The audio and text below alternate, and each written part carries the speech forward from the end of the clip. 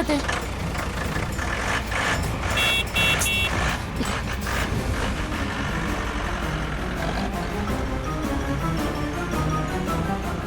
ഇനിയിപ്പോ അതിന്റെ പുറകെ പോണ്ട ഡോക്ടർ. ഇപ്പൊ തന്നെ നേരെ ഒരുപാടായില്ലേ. ഇനിയിപ്പോ നാളെ വരാം, അതല്ലേ നല്ലത്?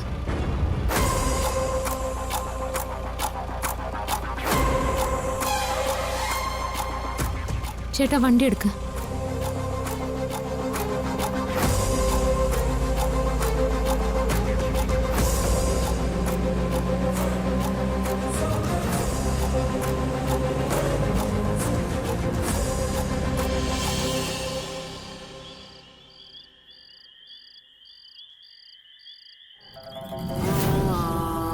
ഈ മാസം അനാഥാലയത്തിന് ഫണ്ട് കൊടുത്തില്ല എന്ന് കരുതി ആ പിള്ളേര് പട്ടിണി കിടന്ന് ചാവാനൊന്നും പോകുന്നില്ല. ഇപ്പോഴാകുമ്പോ സേതുമാധവൻ ഒന്നിലും ഇടപെടുന്നില്ല. അതുകൊണ്ട് എവിടെ നിന്നൊക്കെ തിരുമറി നടത്താൻ പറ്റുമോ അവിടെ നിന്നൊക്കെ പൈസ വെട്ടിക്കണം. ഞാൻ പറഞ്ഞെന്താന്ന് മനസ്സിലായോ? നീ പേടിക്കണ്ട, ഞാൻ നിന്റെ കൂടെയില്ലേ. എന്തു വന്നാലും ഞാൻ നിന്നെ സേഫാക്കിയിരിക്കും, ഉറപ്പ്.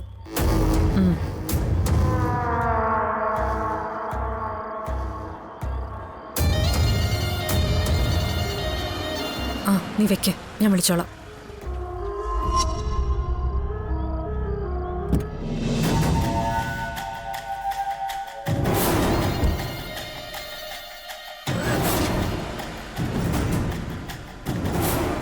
ഒന്ന് നിന്നെ.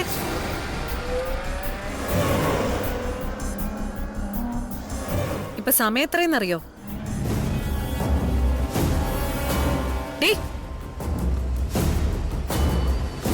ഞാൻ നിന്നോടൊരു കാര്യം ചോദിച്ചിട്ട് നീ എന്താ പുച്ഛഭാവത്തെ നോക്കിട്ട് പോന്നെ? നിങ്ങളുടെ ചോദ്യത്തിന് മറുപടി അർഹിക്കാത്തോണ്ട് തന്നെ.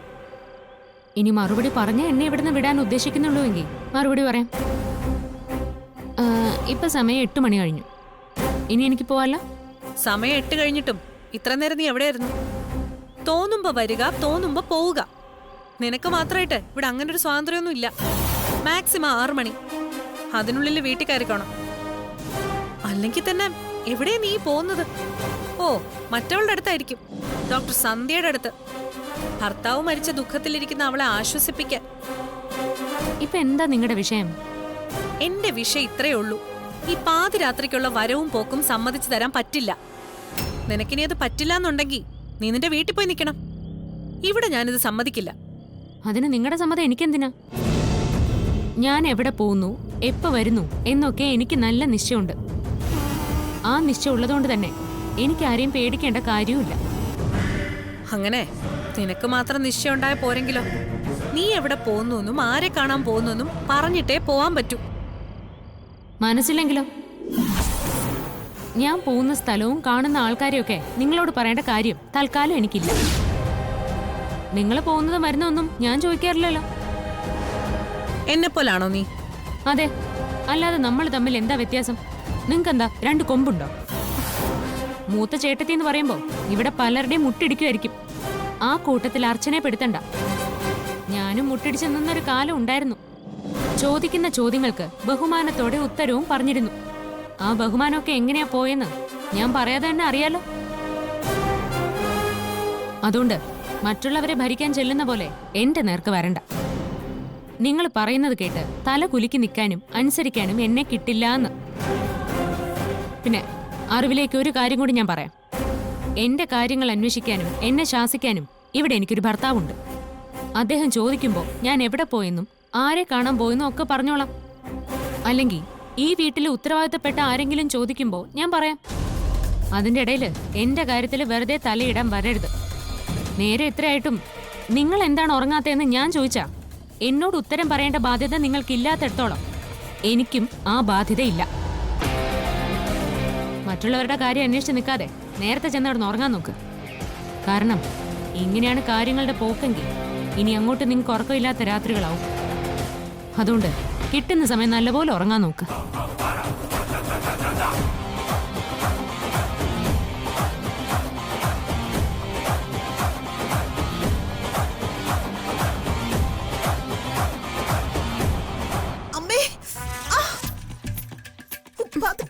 പതുക്കെ ചെയ്യാം. മതിയോ? ഇവിടെ ഒന്ന് തടവ്.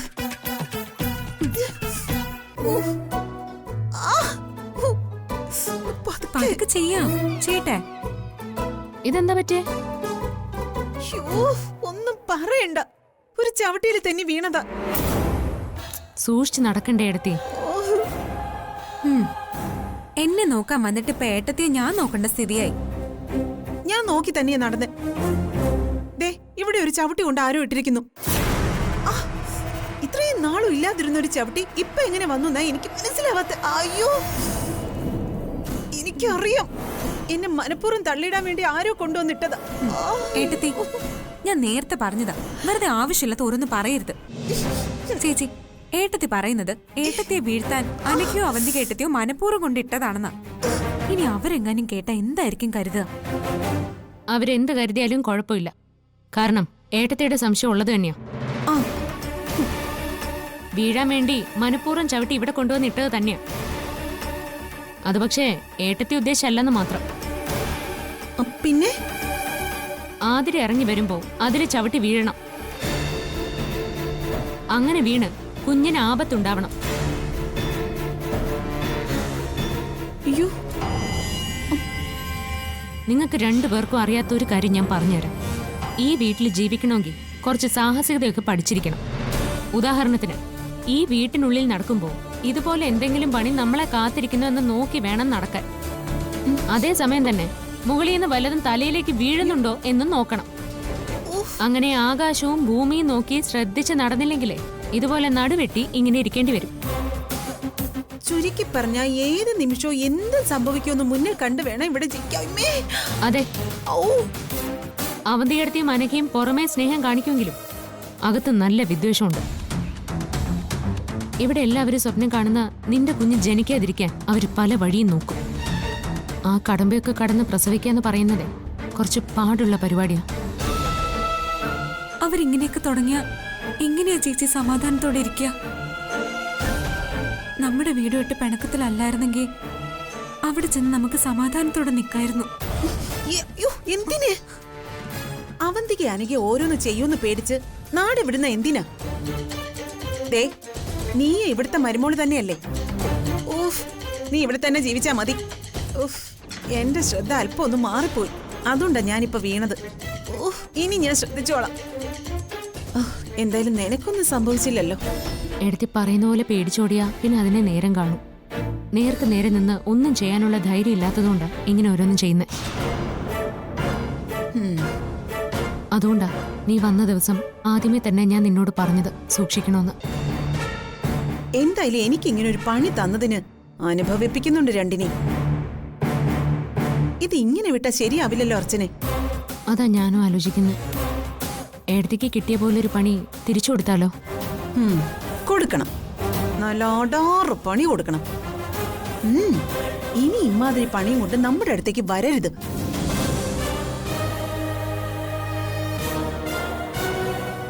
ഏടത്തി ആ ചവിട്ടി എവിടെയാ കൊണ്ടിട്ടത്? അതാ പുറത്തെങ്ങാനും കാണും. ഓഫ്,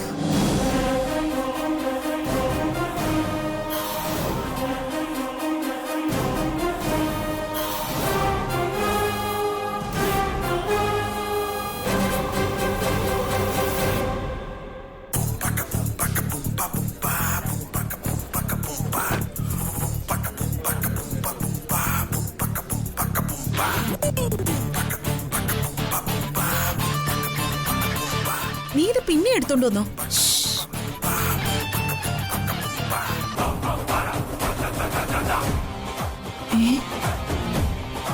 ഇത് നടക്കുവോ? എനിക്കറിഞ്ഞൂടാ.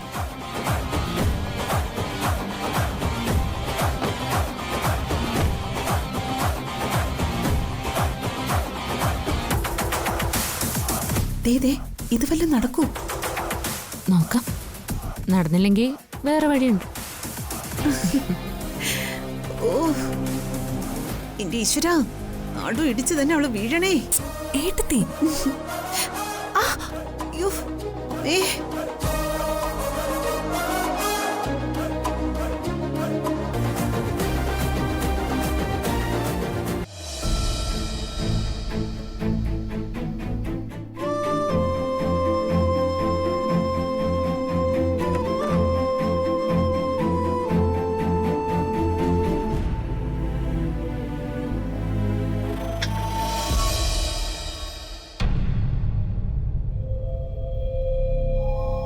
സച്ചേട്ടൻ എപ്പോ വന്നു? കുറച്ചു നേരമായി.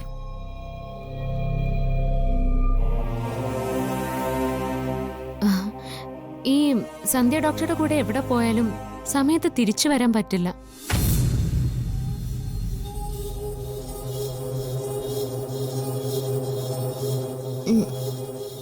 ഞാൻ പറഞ്ഞതാ വീട്ടിലെത്താൻ താമസിക്കും, നമുക്ക് പോവാന്ന്.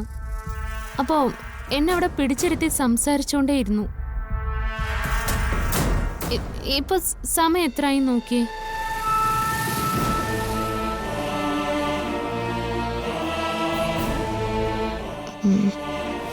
അതേ,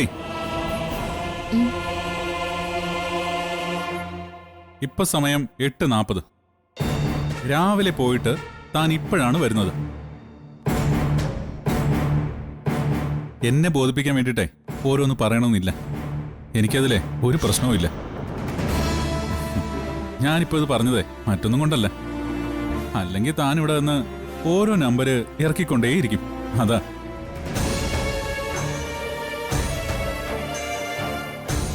അല്ല, എന്തായി തന്റെ അന്വേഷണമൊക്കെ?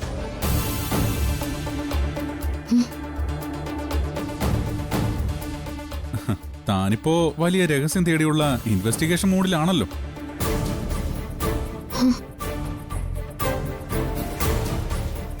സച്ചേട്ടാ, ഇതൊക്കെ ഞാനെങ്ങനെ അറിഞ്ഞു എന്നാണോ? ആ, അത് നേരത്തെ മനസ്സിലായതുകൊണ്ടാണല്ലോ ഞാൻ തന്നെ ഫോൺ വിളിച്ചു പോലും ശല്യപ്പെടുത്താതിരുന്നത്. സച്ചേട്ടാ, ഇതൊക്കെ സച്ചേട്ടനോട് ആരാ പറഞ്ഞേ? ഇതൊക്കെ ഇനി ആരെങ്കിലും പറയണോ? ചുമ്മാ കോമൺ സെൻസ് പോരെ? ചില കാര്യങ്ങളുടെ നിജസ്ഥിതി അറിയണം സച്ചേട്ടാ. അത് എന്നെക്കൊണ്ട് കണ്ടുപിടിക്കാൻ പറ്റുമെന്ന് ഉറപ്പുള്ളതുകൊണ്ടാ ഞാൻ ഇതിനായിട്ട് ഇറങ്ങിത്തിരിച്ചത്. പിന്നെ സച്ചേട്ടാ, ഞാനിങ്ങനെ താമസിച്ചു വരുന്നോണ്ട് സച്ചേട്ടന് വിഷമം വല്ലതുണ്ടോ? എന്തെങ്കിലും ഉണ്ടെങ്കിൽ പറയണേ. ഞാൻ ഒന്നുമില്ല. 6 മണിക്ക് മുമ്പ് പെൺകുട്ടികൾ വീട്ടിൽ കയറിക്കോണോന്ന് ചിന്തിക്കുന്ന മൂരാച്ചി ഭർത്താവൊന്നുമല്ല ഞാൻ. ഞാൻ മാത്രമല്ല, ഇവിടെ ആരും അങ്ങനല്ല. എല്ലാവർക്കും അവരുടേതായ സ്വാതന്ത്ര്യം ഉണ്ടല്ലോ. പിന്നെ താൻ കാരണം ആരുടെ മനസ്സമാധാനം പോകരുത്. എനിക്ക് അത്രേ ഉള്ളൂ. ഇല്ല സച്ചേട്ടാ, ഞാൻ കാരണം ആരും വിഷമിക്കേണ്ടി വരില്ല. അറിഞ്ഞുകൊണ്ട് ഞാൻ ആരെയും വേദനിപ്പിക്കുകയില്ല. പകരം ഞാൻ എല്ലാവരെയും സന്തോഷിപ്പിക്കാനാണ് ശ്രമിക്കുന്നത്. അത് മതി. താൻ പുറത്തൊക്കെ എപ്പോഴും ഇങ്ങനെ പോകുന്ന തന്നെ നല്ലത്. ഇവിടെ തന്നെ ഇരിക്കുമ്പോഴാ മനസ്സ് വിഷമിക്കുന്നത്. അച്ഛന്റെ പിണക്കമൊക്കെ മാറുന്നതുവരെ താൻ തന്റേതായ തിരക്കുകളിൽ ആവുന്ന തന്നെ നല്ലത്. എങ്കിൽ നാളെയും കൂടി ഞാനൊന്ന് പുറത്തു പോകും കേട്ടോ. പോകുന്ന കാര്യം നടക്കുകയാണെങ്കിൽ വലിയൊരു സർപ്രൈസ് തരുന്നുണ്ട് ഞാൻ സച്ചേട്ടന്. സച്ചേട്ടന് മാത്രമല്ല, എല്ലാവർക്കും. ആ, സർപ്രൈസ് എന്ന് പറഞ്ഞതുകൊണ്ട് കാര്യം എന്താണെന്ന് ചോദിക്കാൻ പറ്റാത്ത സ്ഥിതിയാണല്ലോ. ഇനിയിപ്പോ അധികം സമയമില്ലല്ലോ, അതുവരെ ഒന്ന് ക്ഷമിക്കുക. ഓ, ആയിക്കോട്ടെ.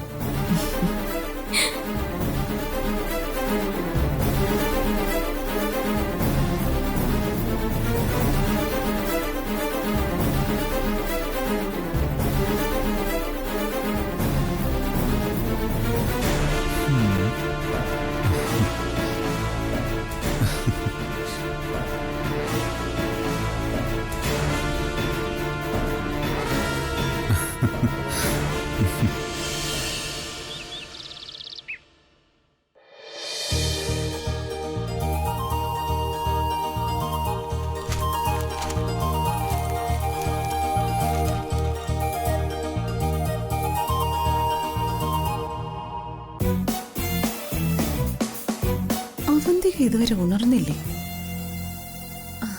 അങ്കിൾ, അങ്കിൾ ചായ കുടിച്ചായിരുന്നോ? ആ, കുടിച്ചായിരുന്നു. ആ,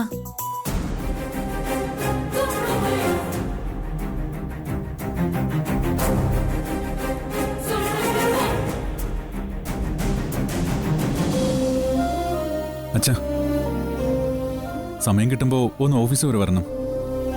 അവിടെ എന്താ വിശേഷം? തുടങ്ങാൻ പോകുന്ന ഗാർമെന്റ്സ് ഫാക്ടറിയുടെ സ്കെച്ചും പ്ലാനും ഒക്കെ ആയിട്ടുണ്ട്. അച്ഛൻ കൂടി ഒന്ന് കണ്ട. ആ സൗകര്യം പോലെ ഞാൻ വരാം. ശരി അച്ഛാ.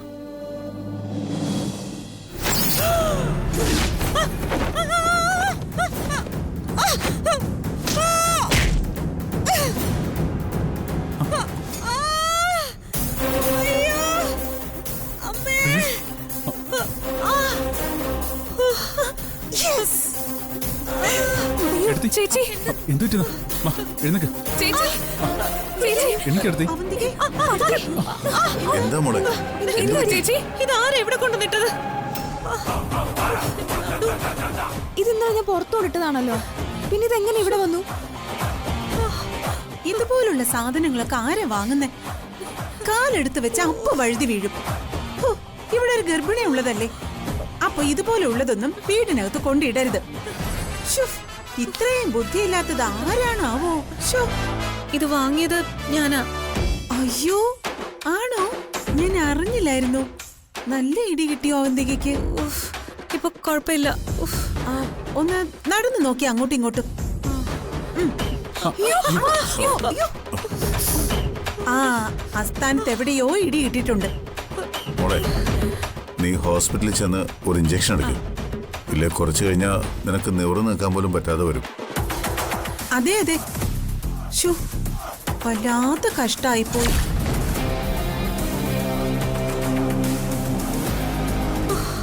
എടുത്തി. വാ, നമുക്ക് ഹോസ്പിറ്റലിലേക്ക് പോവാം. സ്നേഹമോളെ, നീയും കൂടി ചെല്ല്. വേണ്ട, ഞാൻ പോവാം. ആരേലും പോ. വാ.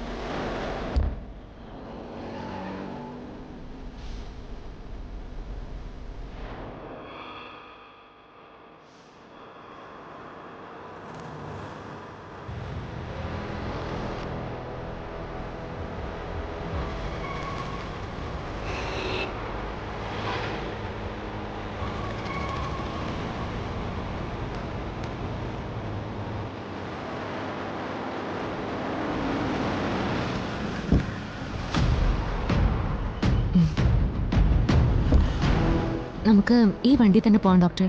നമ്മുടെ സഹായത്തിന് ഞാൻ ഇതിൻ്റെ ഡ്രൈവറോട് കാര്യങ്ങളൊക്കെ പറഞ്ഞിട്ടുണ്ട്. പിന്നെ നന്ദേനെ കുറിച്ച് ഞാൻ പറഞ്ഞില്ല, ഒരാളെന്നേ ഞാൻ പറഞ്ഞുള്ളൂ. ഇന്ന് നമ്മൾ എന്താ ചെയ്യുന്നത്? ആ ഹരിയും നാളെയും അയാളുടെ വീട് മനസ്സിലാക്കിയ സ്ഥിതിക്ക് നേരെ അങ്ങോട്ട് തന്നെ പോവാം. എന്തായാലും ഒരു നേരമെങ്കിലും അയാൾ പുറത്തേക്ക് ഇറങ്ങുമല്ലോ. ആ ഗ്യാപ്പിൽ അവിടെ കയറാൻ പറ്റുമെന്നും നന്ദേണ്ണൻ അവിടെ ഉണ്ടോയെന്നും അറിയണം. ഉണ്ടെങ്കിൽ എന്ത് വില കൊടുത്തും അദ്ദേഹത്തെ രക്ഷിക്കണം എനിക്ക്. ഇനിയും നിന്ന് താമസിക്കണ്ട, നമുക്ക് വേഗം പോവാം. വാ.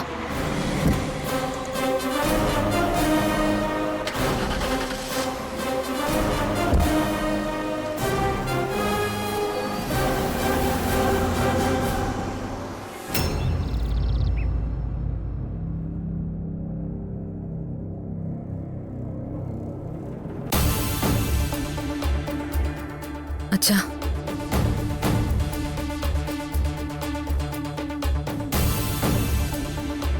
ഇപ്പൊ എങ്ങനെയുണ്ട് മോളെ? വേദന കുറവുണ്ട് അച്ഛാ. കുറച്ചേരം റെസ്റ്റ് എടുത്താ മാറുന്ന ഡോക്ടർ പറഞ്ഞു. എന്നാ മുറിയിൽ കൊണ്ടാക്കട്ടെ ഞാൻ? വേണ്ട, ഞാൻ കുറച്ചു നേരം ഇവിടെ ഇരിക്കട്ടെ. ഇന്നിനി എങ്ങും പോകണ്ട. മോള് നല്ലോണം റെസ്റ്റ് എടുക്ക്. ശരി അച്ഛാ.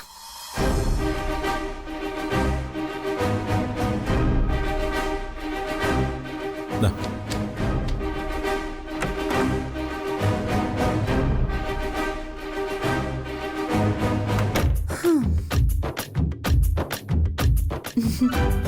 ശോ, എന്നാലും വല്ലാത്തൊരു പണിയായി പോയി അവന്തികയ്ക്ക് കിട്ടിയത്. എന്ത് പണി? ഇതൊക്കെ സാധാരണ സംഭവിക്കുന്നതാ. അയ്യോ, ഇതൊന്നും അങ്ങനെ സാധാരണ സംഭവിക്കുന്നതല്ല. ചക്ക വീഴുന്ന സൗണ്ടിലല്ലേ അവന്തിക ഇവിടെ വീണത്. വീണ് കിടക്കുന്നത് കണ്ടപ്പോ ഞാൻ കരുതി നട്ടല് പൊട്ടിക്കാണോന്ന്. ഇങ്ങനെ അറം പറ്റുന്ന വാക്കുകളൊന്നും പറയാതിരിക്കും. ഇതിപ്പോ എന്റെ കുറ്റായോ? ഇതൊക്കെ സാധാരണ സംഭവിക്കുന്ന കാര്യമെന്ന് നീയല്ലേ പറഞ്ഞത്? അവന്തികെ, ഉഴുന്ന പരിപ്പിന്റെ പൊടിയും കോഴിമുട്ടയുടെ വെള്ളയും ചേർത്ത് ഒരു കുഴമ്പുണ്ടാക്കി തരട്ടെ. ചതവോ ഉളുക്കോ നീരോ ഒക്കെ ഉണ്ടെങ്കിൽ പെട്ടെന്ന് കുറയും. ഞാൻ ഇഞ്ചക്ഷൻ എടുത്തു, എനിക്ക് കുഴപ്പമൊന്നുമില്ല. ആ, വേണ്ടെങ്കി വേണ്ട. അവന്തിക വരുമ്പോ നടുവിൽ പുരട്ടാൻ വേണ്ടി അർച്ചന പോയപ്പോ പറഞ്ഞിട്ട് പോയ മരുന്നാ. നിങ്ങൾ വാവിള്ളരെ, ഇനിയിപ്പോ ആ മുട്ട എടുത്ത് നമുക്ക് ബുൾസി ഉണ്ടാക്കി കഴിക്കാം.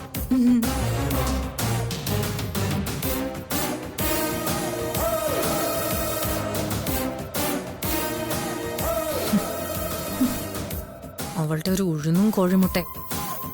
ഇത് അർച്ചന ചേച്ചിക്ക് പണി തന്ന ലക്ഷണോ? അത് നിനക്ക് എപ്പോഴാണോ മനസ്സിലായത്? എന്നെ തള്ളിയിടാൻ അവളെ മനഃപൂർവ്വം ചെയ്തതാ. ഒന്ന് നേരെ നിക്കട്ടെ, മറുപടി കൊടുക്കുന്നുണ്ട് ഞാൻ.